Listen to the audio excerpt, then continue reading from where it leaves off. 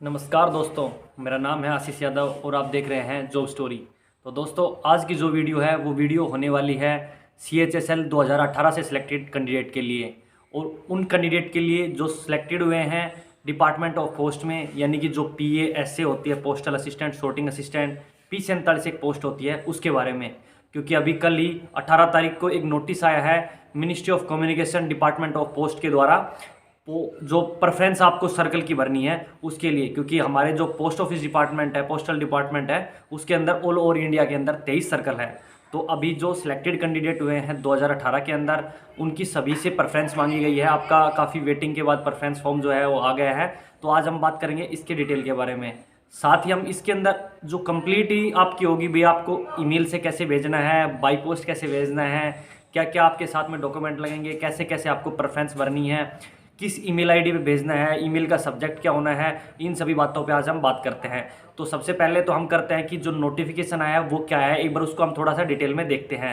तो शुरू करते हैं पहले नोटिफिकेशन के साथ में। तो शुरू करते हैं नोटिफिकेशन के साथ में। नोटिफिकेशन को जो मैं है स्क्रीन पे आपके साथ साथ जो भी मैं बात करूंगा वो आपके साथ तो आपको स्क्रीन पे दिखता जाएगा। तो जैसे कि ये 18 नवंबर को ये मिनिस्ट्री ऑफ कम्युनिकेशन के द्वारा आया है हमारा notification, seeking post preference for CHSL 2018 के लिए, जो कैंडिडेट सिलेक्टेड हुए हैं उनके लिए। तो हम स्टार्टिंग से ही चलते हैं इसके अंदर। तो देखते हैं इन्होंने भाई पोस्ट प्रेफरेंस मांगी है 23 पोस्टल सर्कल के लिए, यानी कि जितने भी हमारे ऑल ओवर इंडिया में, मैंने बताया आपको 23 सर्कल है, उन सभी में जो कैंडिडेट है उनको प्रेफरेंस मांगी है कि आप किस प्रेफरेंस सर्कल के अंदर आप ड्यूटी चाहते हो। वो ड्यूटी जो आपको मिलेगी वो रैंक के अकॉर्डिंग मिलनी है, ये तो आप सबको पहले से ही पता है, बट जो प्रेफरेंस आती है वो आई हुई है। तो चलिए साथ में चलते हैं। तो देखो ये आप जाते हैं पॉइंट नंबर 3 पे। तो 3 के ऊपर आप देख सकते हैं कि इन्होंने क्या डाला हुआ है। 3 का ए पॉइंट देखते हैं। तो इन्होंने देखो, मैंने अपनी एक दूसरी वीडियो में भी बताया हुआ है कि कैसे होम स्टेट मिलता है और कैसे है वो डिपार्टमेंट ऑफ पोस्ट अपना काम करता है। तो इन्होंने भी लास्ट ईयर, मैं 17 से सिलेक्टेड हूँ, तो मेरे वाले में भी सेम नोटिस था, सेम सब कुछ था, और अब की बार भी इन्होंने स्पेशली मेंशन किया हुआ है ये। तो मेंशन इन्होंने कर रखा है, आप देखो कि note a candidate belonging to OBC ST SC EWS category should be under unreserved category shall be allotted postal circle in the order of preference where unreserved vacancies available at his her turn. यानी कि यही है, जो बंदा select हुआ है अपनी category के अंदर, अगर कोई सिलेक्ट हुआ है, मान लो OBC का बंदा है, OBC के अंदर सिलेक्ट हुआ है, तो उसको तो ये लेंगे, OBC के अंदर ही कंसीडर करेंगे। बट अगर OBC का, SC का, ST का अगर कोई भी बंदा है वो जर्नल के अंदर सेलेक्ट हुआ है, तो उसको जर्नल के अंदर कंसीडर करेंगे। आप ये ना सोचें कि भाई मैं जर्नल में सेलेक्ट हुआ हूँ तो मेरे को OBC में जो सिलेक्ट कैंडिडेट सेलेक्ट हुए हैं प्रेफरेंस के टाइम में उनसे टॉप में रखेंगे, नहीं। अगर आप सिलेक्टेड हुए हैं जनरल कैटेगरी के अंदर, तो ये आपको प्रेफरेंस देते टाइम में जर्नल के अंदर ही आपको काउंट करेंगे, बेशक आप किसी भी कैटेगरी से बिलोंग करते हो। साथ में एक ये 2 सेकंड दे रखा है, सी दे रखा है, इस बी दे रखा है, इसी थर्ड पॉइंट में बी जो दे रखा है वो इन्होंने दे रखा है कि पर्सन विद डिसेबिलिटी, जो डिसेबिलिटी कैंडिडेट है उनको सबसे पहले लिया जाएगा, कंसिडर किया जाएगा कि भाई प्रेफरेंस देते टाइम जो प्रेफरेंस भरेंगे उनकी रैंक के अकॉर्डिंग। जैसे 10 बंदे हैं, मान लो PWD के जो में हैं, तो उनमें जो पहले रैंकिंग के हिसाब से पहले जो पहले रैंकिंग पे होगा उसको उसकी प्रेफरेंस देंगे, फिर दूसरे को, तीसरे को, ऐसे करके उनको पहले सबसे पहले प्रेफरेंस उनको मिलेगी। उसके बाद जो ये फॉलो करेंगे, ये करेंगे एक्स सर्विसमैन, यानी कि जो एक्स सर्विसमैन के बंदे हैं, जो सिलेक्टेड कैंडिडेट है एक्स सर्विसमैन के, उनको ये उसके बाद प्रेफरेंस में रखेंगे कि फिर उनको देंगे। उसके बाद फिर आपका नंबर आएगा कि कैटेगरी के वाइज आप जर्नल में हो या किसी कैटेगरी में हो, आप लोगों को कंसिडर करेगा और उस हिसाब से आप लोगों को सर्कल अलॉट किया जाएगा। तो ये इस नोटिस के अंदर दिया हुआ है। सबसे पहली बात ये ध्यान रखनी है कि भाई हमने जो भी भरना है ना, ये आपकी पूरी लाइफ का एक, मतलब यूँ समझ लो, आगे आने वाले, अगर आप जॉब चेंज नहीं करते हो तो आने वाले 30 साल 35 साल जिस भी कितने भी रहते हैं वो सारे उसी सर्कल के अकॉर्डिंग यानी कि होंगे। बदली हो जाती है, आपको दूर भी सर्कल मिल जाता है, कोई दूर मिल जाता है, बट वो बदली में वही है, बहुत ज़्यादा फटीचरपना होता है और बहुत ज़्यादा मतलब चांसेस है वो बहुत कम होते हैं, कम हो पाती है बदलियाँ। तो बेटर है कि अगर आपको अभी ऑप्शन दे मिल रहा है, क्योंकि उससे अच्छा है कि आप एक बार पूछताछ के, सोच विचार के अच्छा करो। आप यहाँ भी कमेंट करो, मैं बिल्कुल आप लोगों को रिप्लाई करूँगा हर तरीके से, जिस तरीके से आप हेल्प कर पाऊँगा मैं कोशिश करूँगा आपकी हर तरीके से हेल्प करूँ। तो इसके अंदर इन्होंने दे रखा है कि भाई चौथे पॉइंट पे, the candidate must given their order of preference for all the 23 postal circle. यानी कि कैंडिडेट को जो मस्ट डाला है इन्होंने कि 23 के 23 सर्कल है, वो उनको ऑर्डर ऑफ प्रेफरेंस में जो इन्होंने फॉर्म दिया हुआ है उसके अंदर डालनी है। ऐसा नहीं है कि आपने 2 डाल दिए, 3 डाल दिए कि इसके बाद नहीं डाल रहे। तो इन्होंने स्पेशली मस्ट वर्ड लगाया हुआ है कि 23 के 23 सर्कल को इन्होंने आपने डालना है। और साथ में अब बात करते हैं कि भाई इन्होंने जो फॉर्म दे रखा है इसके ऊपर, ठीक है। तो पहले तो हम करते हैं एनेक्सर 2 के ऊपर बात। हम इन्होंने देखो लिस्ट दी हुई है, list of postal circle and number of vacancies, कि किस पोस्टल सर्कल के अंदर कितनी वैकेंसीज है, यानी कि 23 सर्कल है और हर सर्कल के अंदर इन्होंने वैकेंसी दी हुई है कि भाई दिल्ली में इतनी है, आंध्र प्रदेश में इतनी है, अल्फ़ाबेटिकल ऑर्डर से ये सारी दी हुई है। तो मेरे ख्याल से मोस्टली होते हैं जो कि भाई अपने चाहते हैं वो अपना स्टेट का देख सकते हैं कि किस स्टेट में कितनी वैकेंसी है, ठीक है ना। तो इस हिसाब से आप अंदाज़ा लगा सकते हो। तो ये 23 सर्कल दे दिए। सबसे ज़्यादा भाई जो मैक्सिमम वैकेंसी है तो आंध्र प्रदेश में है 134 है, दिल्ली के अंदर 99 है, यानी कि और लास्ट टाइम थी 160 135 के आसपास थी शायद लास्ट टाइम मेरा जो इस टाइम था लास्ट टाइम में। कर्नाटका में अच्छी है, केरला में अच्छी है, ठीक है ना। तमिलनाडु में काफ़ी दे रखी है। लास्ट टाइम उत्तर प्रदेश में काफ़ी वैकेंसी थी, 700-800 थी, अब की बार है वो 338 दे रखी है, यानी कि वैकेंसी कम है काफ़ी। अभी नॉर्थ इंडिया के हिसाब से देखें तो वैकेंसी कम है। तो मैं तो कहूँगा भाई देख ये तो है ही, अब जॉब भी नहीं मिलती, चेंज हो जाता है। बाकी साउथ में अब की बार अगर हम लास्ट टाइम से कंपेरिजन करते हैं तो अभी की बार साउथ के अंदर मतलब वैकेंसी ज़्यादा है, नॉर्थ इंडिया में कम है, ठीक है। बट भरनी तो 23 की 23 हमें, क्योंकि जॉब तो चाहिए, ऐसा थोड़ी है सिलेक्शन हो गया और वही ऐसे ही निकल जाएंगे, वो तो हम देख लेंगे। पहले तो ये था अभी 2 साल के बाद ट्रांसफ़र करवा सकते हो। बट मैं बताना चाहूँगा डिपार्टमेंट ऑफ पोस्ट में अभी कुछ दिन पहले एक नोटिस आया है कि अगर आपकी 1 साल की भी सर्विस पूरी हो जाती है तो उसके बाद आप ट्रांसफ़र करवा सकते हो। तो थोड़ा टाइम निकालना है, ठीक है ना। अगर 12वीं मिल जाता है तो अच्छी पोस्ट, अच्छी सैलरी है, तो धीरे धीरे सब एडजस्ट हो जाएगा। तो अब देखते हैं इन्होंने कि एनेक्सर 2 के अंदर इन्होंने दे रखा है, ये 23 सर्कल दे रखे हैं, इन सब की वैकेंसी बता रखी है किसके अंदर कितनी वैकेंसीज़ है।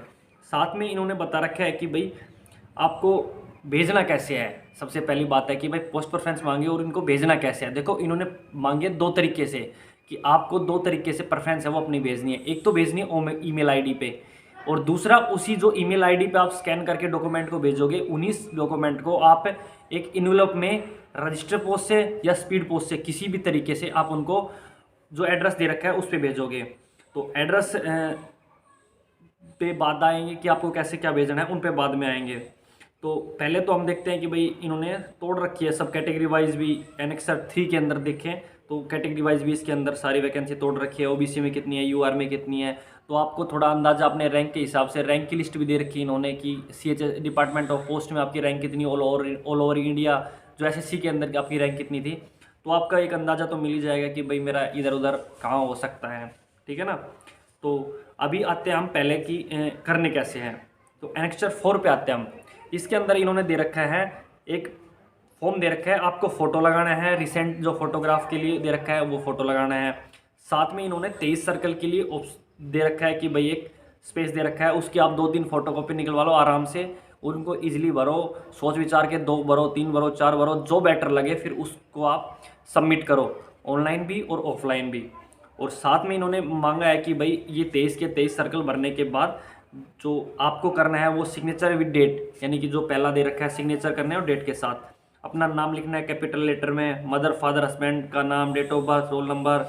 अच्छा, इसके बाद दे रखा है CHSL रैंक, जो आपकी SSC में ऑल ओवर रैंक थी वो रैंक CHSL की आपने लिस्ट दे रखी है, उसके अंदर है वो वाली रैंक लिखनी है। उसके बाद आपने लिखनी है PASA रैंक, इन्होंने जो अपने एनेक्सर नंबर 1 के अंदर दे रखी है PASA, यानी कि डिपार्टमेंट ऑफ पोस्ट के अंदर आपकी रैंक क्या है, जितने बंदे सेलेक्ट हुए हैं 3000 कुछ हुए हैं उनमें आपकी रैंक क्या है, नीचे वो रैंक लिखनी है। ईमेल आईडी है, मोबाइल है, नंबर है।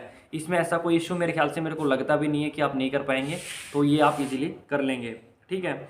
अच्छा, इसके साथ अब आपको हम एनेक्सर 1 में आप अपनी रैंक भी देख लेंगे, सब कुछ देख लेंगे।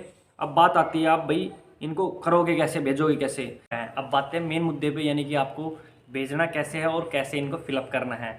तो देखिए एनेक्सर 4 को आपको भरना है, जो मैं आपको स्क्रीन पे दिखा रहा हूँ, इसको आपको भरना है। इसमें आपको मेरे ख्याल से कोई दिक्कत नहीं होगी, अगर दिक्कत होती भी है तो आप कमेंट करो या आपने कोई भी फ्रेंड हो या सजेशन हो उससे लो, क्योंकि इसके अंदर गलती नहीं करनी है, ये लाइफ भर का आपका एडजस्ट होना है, ठीक है।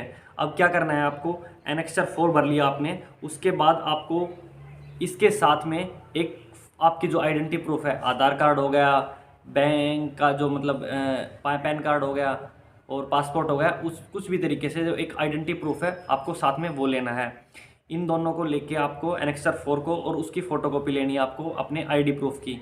दोनों को आपने स्कैन करना है। स्कैन करके आपने इनको ईमेल पे जो करना है, ईमेल की डेट बता देता हूँ मैं आपको, जो ईमेल बता देता हूँ जिस पे ईमेल भेजना है, इसको आपने भेजना है जो इन्होंने दे रखी है pasachli2018@gmail.com। इस ईमेल पे आपने इन दोनों को स्कैन करना है, एक पीडीएफ फॉर्मेट में तैयार करना है अच्छे से भर के, और फिर उसको इस ईमेल पे भेज देना है। अच्छा, बात आती है कि अब ईमेल का हम पास वो जो है सब्जेक्ट है वो क्या रखें, इन्होंने इसके लिए स्पेशली बताया हुआ है।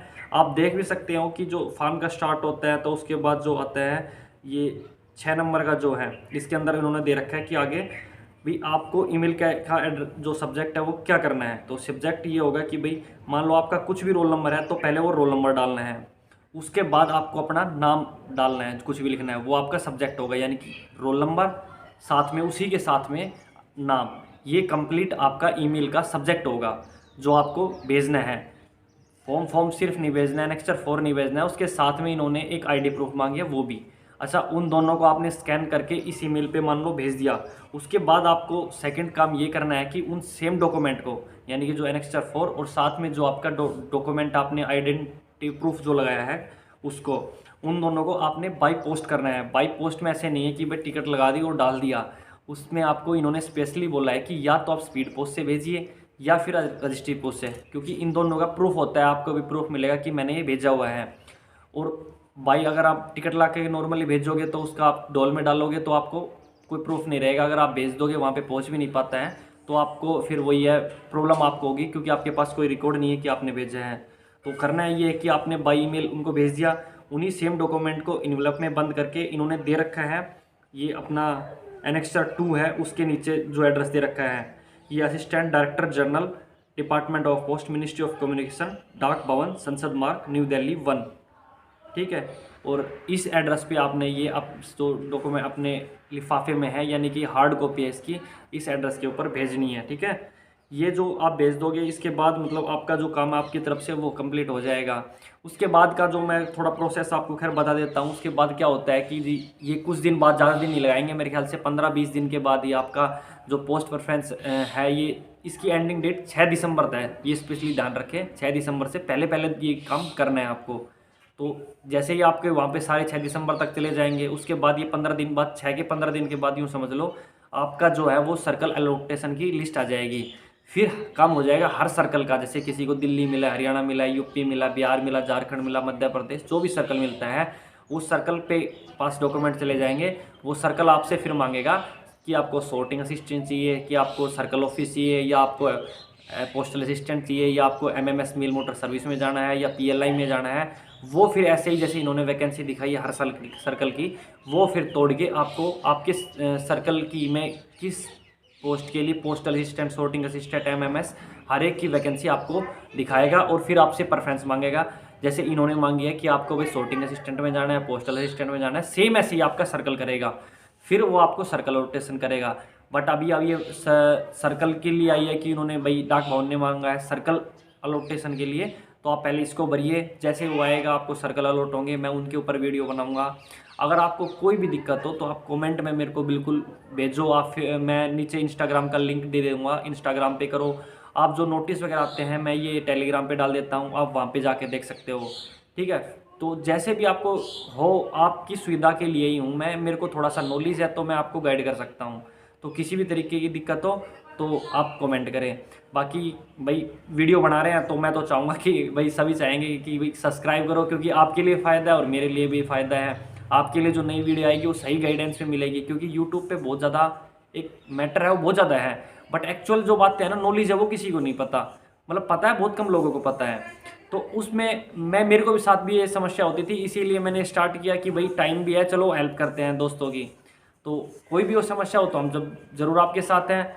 सब्सक्राइब करें भाई चैनल को, अगर आपको आगे भी और इस तरह की गाइडेंस अगर पसंद है या चाहिए तो मैं आप सभी का धन्यवाद करता हूँ। जय हिंद।